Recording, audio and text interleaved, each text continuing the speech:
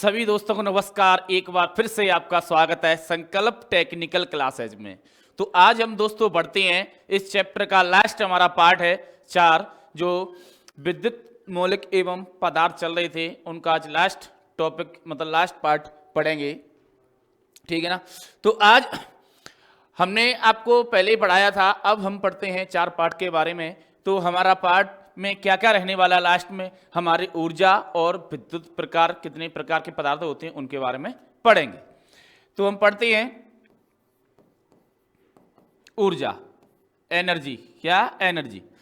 तुम ऊर्जा को इस प्रकार से कहते हैं कि कार्य करने की क्षमता को क्या कहते हैं? ऊर्जा कहते हैं। क्या कहते हैं? कार्य करने की क्षमता को ऊर्जा कहते हैं। तो लिख सकते हैं अपन कार्य करने की क्षमता को ऊर्जा कहते हैं। कार्य करने की क्षमता को क्या कहते हैं भाई? ऊर्जा कहते हैं। ठीक है, ध्यान रखना है। और देखो और भी देखते हैं इसमें, ऊर्जा को ई से प्रदान करते हैं बराबर शक्ति, इसको पी से करते हैं इनटू समय टी। ठीक है, तो अपन कह सकते हैं कि ऊर्जा का गुणनफल समय और शक्ति के साथ होता है, तो भी इसे क्या कहते हैं? अपन ऊर्जा कहते हैं। हमारी जो ऊर्जा होती है वो कितने प्रकार की होती है? हमारी ऊर्जा 2 प्रकार की होती है। 2 प्रकार की होती है, गतिज ऊर्जा और स्थितिज ऊर्जा। कितने प्रकार की होती है हमारी ऊर्जा? 2 प्रकार की होती है। देखो, अगर गतिज ऊर्जा को कहीं पर दे दिया जाए तो उसको निकालने के लिए सूत्र बनाया है। तो सूत्र हमारा इस प्रकार है। देखो, गतिज ऊर्जा को हम पीई से प्रदर्शित करते हैं और स्थितिज ऊर्जा को हम के ई से प्रदर्शित करते हैं। तो अपन देखेंगे गतिज ऊर्जा, तो पीई बराबर एम जी एच। पीई बराबर एम जी एच। एम माने भार और जी माने बल और एच माने ऊंचाई। ठीक है, इस प्रकार से निकालते हैं। अब आते हैं स्थितिज ऊर्जा में, के ई बराबर 1/2 एम उसके वी। तो एम ई का मतलब वेग और इसका मतलब भार। ठीक है ना। तो इस प्रकार से निकालते हैं इनको। अब चलते हैं हमें, ये तो हमारी क्या होगी? ऊर्जा के बारे में बताया आपको, ऊर्जा होगी। ठीक है ना। तो हमें इनके आगे बढ़ते हैं। देखो, हम पढ़ेंगे वैद्युतिक प्रकार, जो पदार्थ के वैद्युत प्रकार हैं उनके बारे में अपन नजर डालेंगे। ठीक है, तो लिखेंगे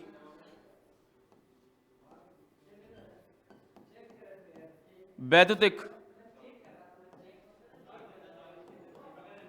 पदार्थों के प्रकार। वैद्युत पदार्थों के प्रकार, हमारे जो वैद्युत पदार्थ के प्रकार हैं वो किस प्रकार से हैं, कितने प्रकार के होते हैं और किस प्रकार से होते हैं। ठीक है, देखो हमारे वैद्युत पदार्थ हमारे 3 प्रकार से होते हैं। कितने प्रकार से? 3 प्रकार से। तो पहला आता है हमारा चालक, दूसरा आता है अचालक और तीसरा आता है अर्धचालक।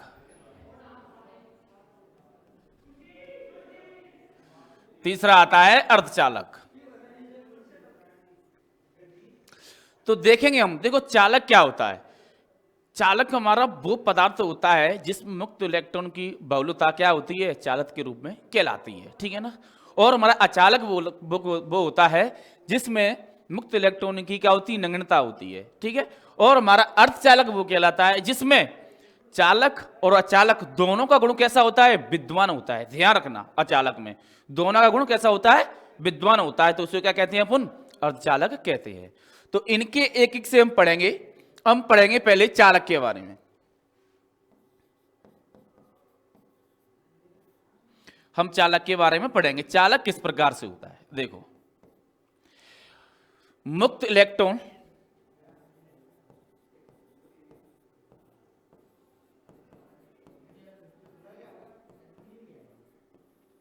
मुक्त इलेक्ट्रॉन में बहुलकता पदार्थ चालक कहलाते हैं।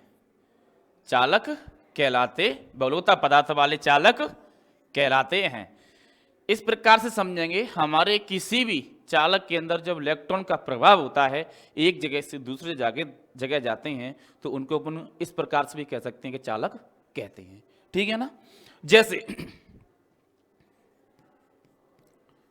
सोना, चांदी, सोना चांदी, कॉपर, कॉपर को क्या बोलते हैं, तांबा, ETC। इस प्रकार से हमारे रहते हैं। ठीक है ना। अब चालकों का वर्गीकरण कितने प्रकार से किया है? चालकों का वर्गीकरण कितने प्रकार से किया है? 3 प्रकार से। तो अपन देखेंगे।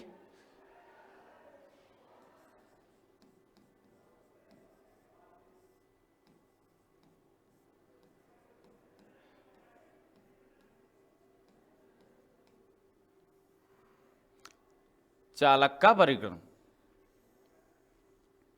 देखो चालक का वर्गीकरण कितने प्रकार से किया गया भाई? 3 प्रकार से किया गया है। पहला है ठोसीय,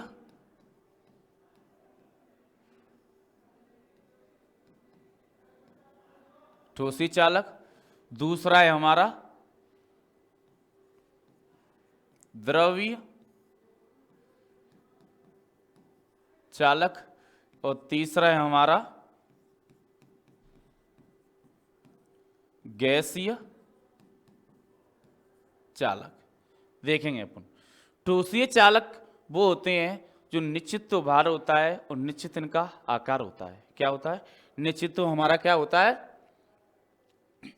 आकार होता है, और निश्चित हमारा भार होता है। इसे क्या कहते हैं अपन? ठोसीय चालक कहते हैं। ठीक है ना। आकार इनका, और जो द्रव्य और गैसीय होते हैं, इनका आकार निश्चित नहीं होता है। ठीक है, क्या होता है? आकार निश्चित होता है, निश्चित नहीं होता है, तो उनको कहते हैं द्रव्य और गैस भी कह सकते हैं अपन।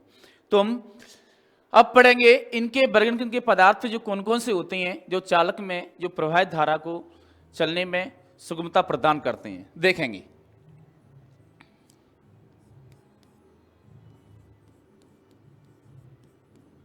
तांबा, देखो इसकी चालकता कितनी होती है?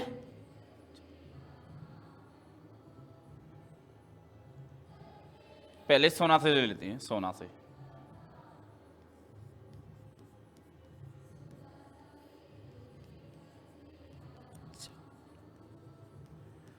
चालकता होती है भाई इसकी 99%। ठीक है ना। और नेक्स्ट आता है हमारा चांदी। चांदी कितनी होती है चालकता? 98%। ठीक है।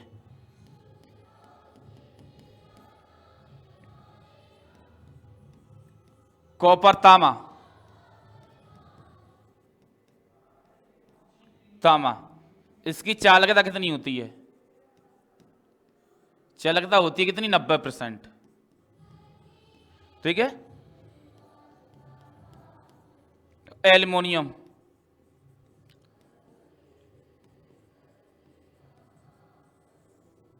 इसकी चालकता कितनी होती है भाई? 60%। तो सबसे ज्यादा आजकल हम चालक में इसका उपयोग कर रहे हैं, कॉपर की जगह पर। कॉपर की जगह पर सब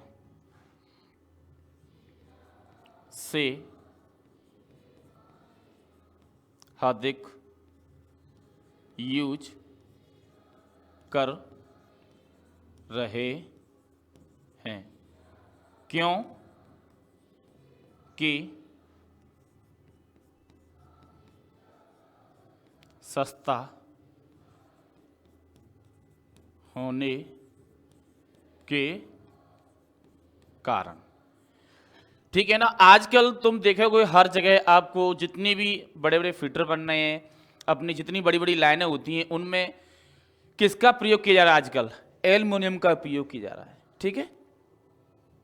तो और देखेंगे इसमें टंगस्टन,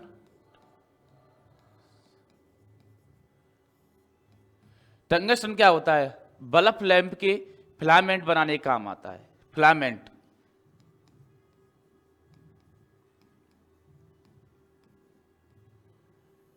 फिलामेंट बनाने का काम आता है।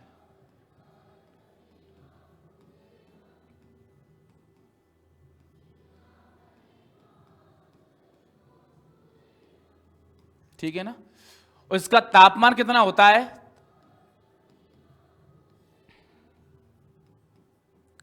3400 डिग्री सेल्सियस। ठीक है। इससे ज्यादा हो गया तो क्या होगा? फिलामेंट जल जाएगा। और भी हैं हमारे इसमें टंगस्टन, जस्ता है हमारा,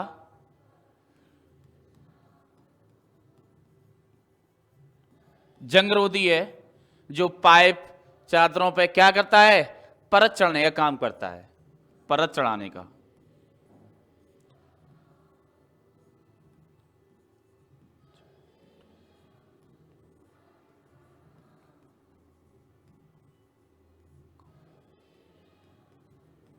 आता है।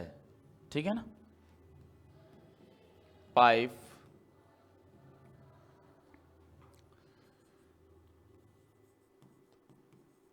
ETC।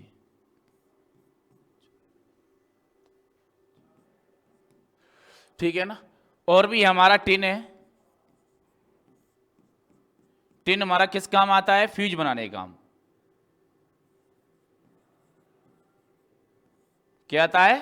फ्यूज बनाने का काम आता है। जो हमारे कटआउट फ्यूज लगे होते हैं उनमें जो वायर बना होता है वो टिन का बना होता है। और सोल्डरिंग करने की काम भी यही आता है।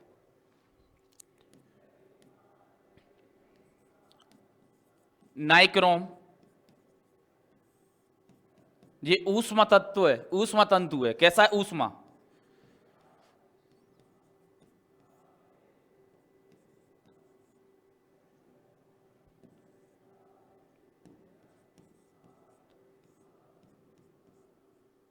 ऊष्मा तंतु है जो स्प्रिंग के टाइप पे बना होता है। ठीक है ना। ये इस प्रकार से और भी हैं ETC। ठीक है। तो इस प्रकार से हमारे क्या है? ये चालक पदार्थ हैं जो हमारे कहीं ना कहीं काम आते हैं। ठीक है। जैसे यूरेका है आपका। ठीक है। और आपका मैग्नीन है, सीसा है आपका, और भी हैं। इस प्रकार से हमारे क्या हैं? जी चालक पदार्थ हैं। तो ये तो होगी हमारी किसकी? चालक की बात। अब पढ़ते हम अचालक के बारे में।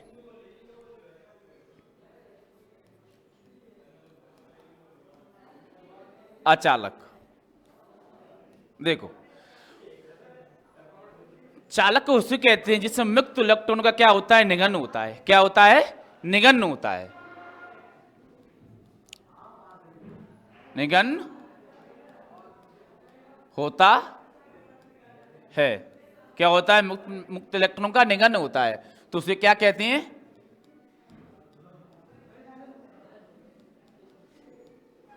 अचालक कहते हैं। ठीक है। क्या कहते हैं अपन? अचालक कहते हैं। और अचालकों को कितने प्रकार से वर्गीकरण किया है? 3 प्रकार से वर्गीकरण किया गया है अचालकों का। ठीक है। तो लिख लेंगे 3 प्रकार से।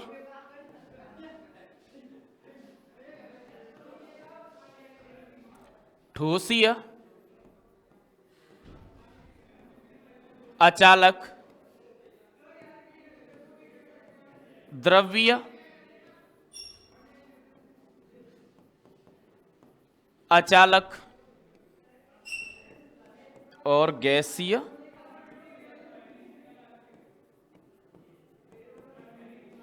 अचालक, ठीक है ना। ठोसीय क्या होता है, इसका भी निश्चित आकार और आकृति होती है, पर इनकी स्थिति नहीं होती है। वो सेम हमारे चालक में था, वो भी सेम इसमें है। तो हमारे कौन कौन से वो पदार्थ हैं जो अचालक के रूप में प्रयोग की जाती हैं। तो हम कुछ पदार्थों के बारे में बताना चाहेंगे, जैसे कि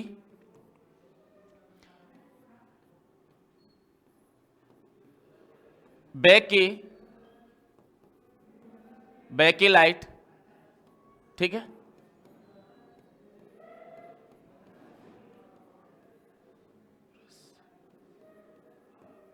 पोर्सनील,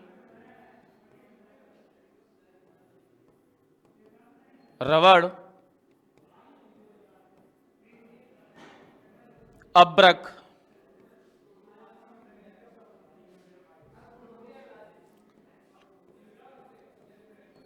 लेदर रॉय,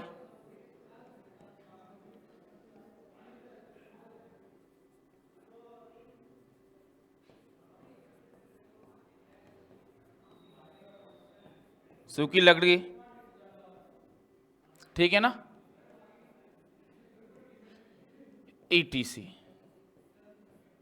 इस प्रकार से हमारे जो ठोसीय और द्रव्यीय और गैसीय अचालक पदार्थ होते हैं, हमारे जो अचालक पदार्थों जो उपयोग की जाती हैं, जो इलेक्ट्रॉन को क्या कहते हैं, नंगा रखती हैं, मतलब जाने नहीं देती हैं, उसमें कोई विद्युत धारा का प्रभाव नहीं होता है।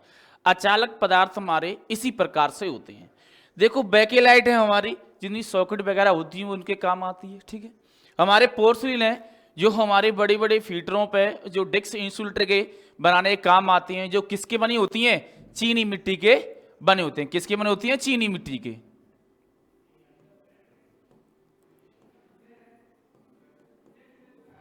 चीनी मिट्टी के रबड़ है हमारी, जो PVC केबल होती हैं उन पर चढ़ाने का काम आता है, ठीक है। अब्रक है जो हमारी बाइंडिंग वगैरह होती हैं मोटर कूलरों की, वहां पर काम आता है, ठीक है। लेदर रॉय पेपर है हमारा, ये भी हमारी बाइंडिंग में काम आता है, ठीक है। सूखी लकड़ी है, किसी भी विद्युत को कोई पकड़ता है तो उसमें सूखी लकड़ी की क्या कर सकते हैं अपन, उसको छुटा भी सकती हैं, ठीक है।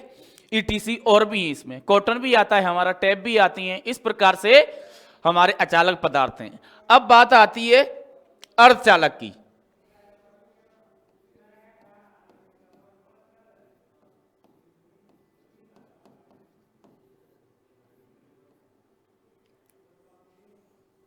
अर्धचालक की देखो, अर्धचालक किसे कहते हैं, अर्धचालक उसे कहती हैं जिसमें दोनों का गुण कैसा हो, विद्यमान हो। दोनों का गुण कैसा हो, विद्यमान हो।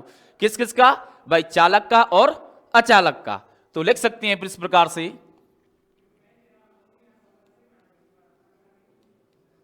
दोनों का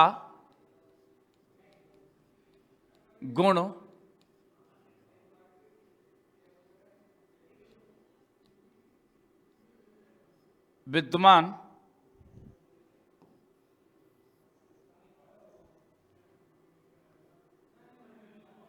विद्यमान हो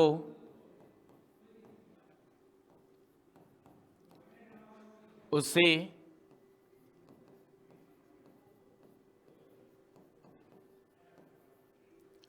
अर्धचालक कहते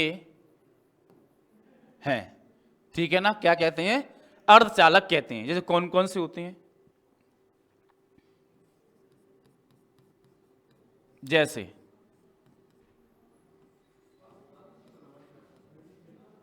सिलिकॉन,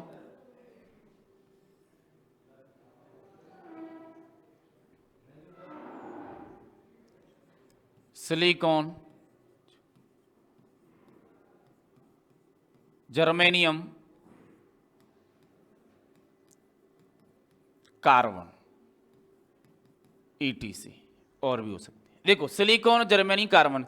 देखो हमारे सिलिकॉन, जर्मेनियम हमारे इलेक्ट्रॉन्स जितनी भी डिवाइस बनती हैं उनके अंदर क्या है, काम आती हैं, ठीक है। और हमारे कार्बन है, जितनी भी मोटर वगैरह होती हैं, जिनमें ब्रश वगैरह लगी होती हैं, किसकी बनी होती हैं, कार्बन की बनी होती हैं। तो अब मैं तुम्हें बताना चाहूंगा जो तापक्रममान होता है, जो ताप के अनुसार हर चीज को क्या कर दिया, डिवाइड कर दिया है कि इतने ताप पर ये हमारी वस्तु पिघल जाएगी या जल जाएगी। तो उसके बारे में आपको बताना चाहूंगा।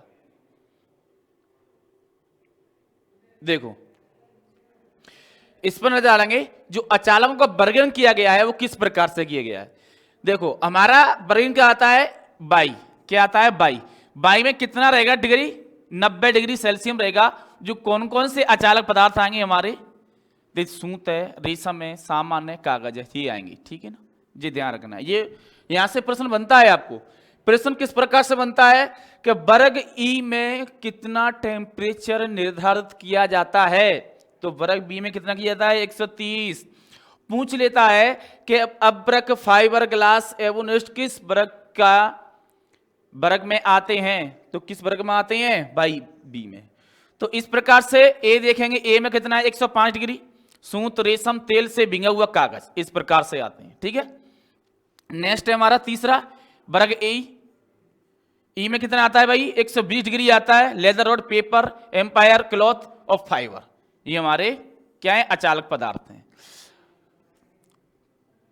वर्ग बी में आता है 4 में 130 डिग्री टेम्परेचर रहता है इसका तापमान, और अब्रक, फाइबर ग्लास, एवोनिस्ट ये समान आता है। 4 और 5 में ये दोनों समान रहते हैं, क्या रहते हैं, समान रहते हैं, ये ध्यान रखना, 130 डिग्री पर, 155 डिग्री पर, अब्रक, फाइबर ग्लास, एवोनिस्ट। अब आता है 6 से, मतलब एच वर्ग में 180 डिग्री रहेगा, जिसमें ये फाइबर, एवोनिस्ट और अब्रक, एलास्टोमर आएगा। नेक्स्ट आता है 7वां हमारा वर्ग सी रहेगा, इसमें सी में 3 मान निर्धारित किए जाते हैं सुरक्षा तापमान पर। एक तो 220 किया जाता है, और एक 220, सॉरी पहला 200, फिर 220 और फिर 250 डिग्री।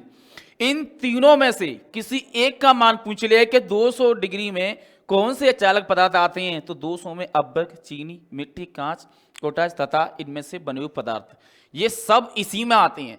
पर पूछ लेता है 200, 220, 250 के बारे में। तो ये हमारी क्या है, एक चालकों का वर्गीकरण किया गया है कि कितने टेम्परेचर कौन सी वस्तु में यूज करनी चाहिए। अगर इससे ज्यादा टेम्परेचर होता है तो हमारा क्या होता है, नुकसान होने का चांसेस रहता है। तो ठीक है दोस्तों, आज के लिए इतना ही। आज हमारा चैप्टर खत्म हुआ, तो मिलते हैं नए चैप्टर के साथ में। जो बच्चे नए जुड़े हैं उनसे मेरी एक ही गुजारिश है कि आने वाले समय में बहुत अच्छी आपको यहाँ से हर चीज़ के बारे में रूबरू कराया जाएगा। और चैनल को सब्सक्राइब करें और लाइक कमेंट करना न भूलें। So thank you, welcome.